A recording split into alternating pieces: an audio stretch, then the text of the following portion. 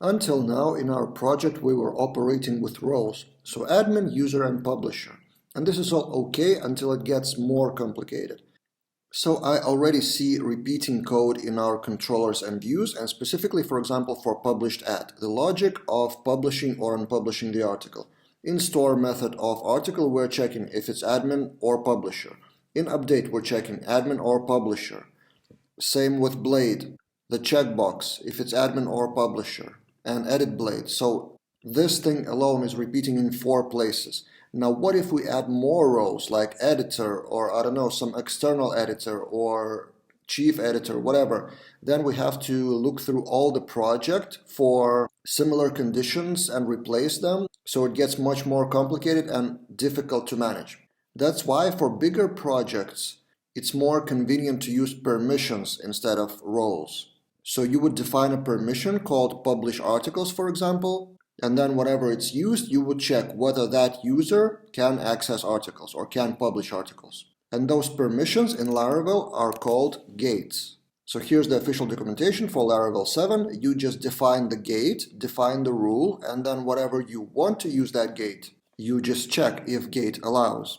Or in Blade, there are directives like can, cannot, or can any, which means that all the rules will be defined in auth service provider where you would define all the gates, and this will be the only place you would need to edit if some rules are changing or some new role is appearing or any change in the rules. It will be in one place, not in throughout the project.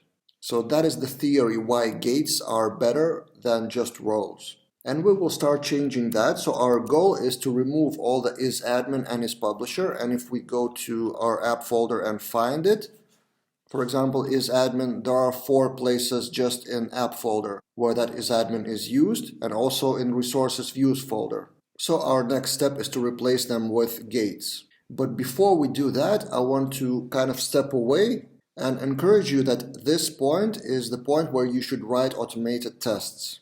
Because this thing is a refactoring of a core thing in your application, which is permissions. And if you make some mistakes, it's really hard to test every case manually. So you would have to log in as admin, test if they see everything. Then you would log in as publisher. Then you would log in as user. You would have to test the published article, unpublished article. Can you access categories? Can you delete the articles and all of that? And that would take time. And also it's not a fun thing to do, to be honest. So we can write automated tests at this point in the old behavior with current system. And then when we change that into gates, we will launch the same automated tests and see if it still works, if it's still green. And I have a separate course for PHP Unit in Laravel for beginners. So if you haven't done any testing, you can check out my course, PHP Unit for Beginners in Laravel. But I will show you that in a nutshell in this lesson. I've written the tests behind the scenes. So this is how it looks. Tests, feature, permission, test. And even if you haven't done any testing, you will understand what I'm doing here. So every function is one test, and we test that simple user cannot access categories. We create a fake user. We're acting as that user. We get the URL categories. And then that test checks if the status is 403, which is forbidden. This is exactly what we expect.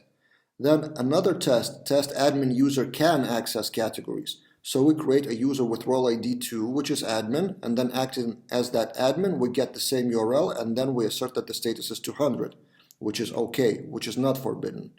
And third test is the same for publisher. So 3 tests for accessing categories. It was almost copy-paste what I was doing that. Then a few tests about cannot see user column in article table. And that function name is what describes the test, so you don't need any other documentation. And from another point of view, tests are documentation. So what you are expecting from the application. So user cannot see user column, but admin can see user column. Then same for published checkbox in article creating form. Assert don't see published as a user, but assert see published acting as admin or acting as publisher. Then the same thing, publish checkbox in edit article form. So we need to create a fake article, then go to articles edit form, and then assert that we don't see published. Then same for admin and publisher, and then a bit more complicated test user cannot publish article. So we post a new article with published one and assert that is null, that published at is still null, although I'm trying to make it published. And the same thing updating the article. We have to assert that it's still null. And then for the publisher and admin, we should test that we can save and not publish article. And finally, publish and unpublish.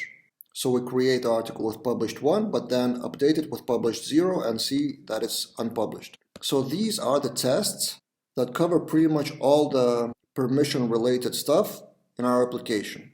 And it took me like half an hour to write all of that. So it's not that long for those people who think that writing tests take a very long time. So I've written that in half an hour, or maybe it will take you a few hours, let's say. But then you would save your time to not testing everything manually. And testing everything manually would take roughly same amount of time once, and then for every time you change anything in the future. And the result of that, I go to terminal and do PHP artisan test.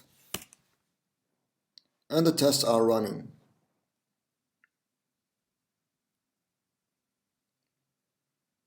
As you can see, 16 tests, all passed. And the magic of that is the name of the function becomes explanation of that. So admin can publish and unpublish article. And that becomes, as I said, kind of a documentation. And this is a new thing in Laravel 7, PHP artisan test. Before that, you would run PHP unit. So this thing is kind of on top of PHP unit, Laravel specific thing. And now, for example, let's change something. So let's remove that if, and let's show the checkbox to all the users. We save and we run artisan test again, and let's see if it fails.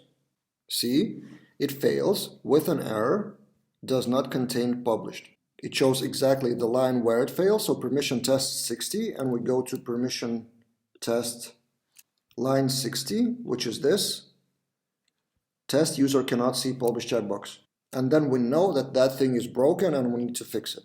So this is how tests help us to actually test automatically. One important thing to mention here is that you have to run that test on a separate database and refresh that database every time. So in your config database, at least I'm doing that this way. There are multiple ways to do that.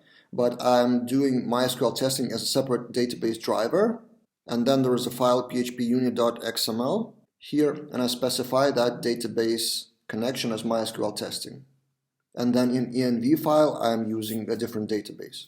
So that's important, otherwise you could delete the whole database, so be really careful with that. Okay, so now we are covered by automated tests, and now we can start rewriting our rows into gates, and we will do that in the next lesson.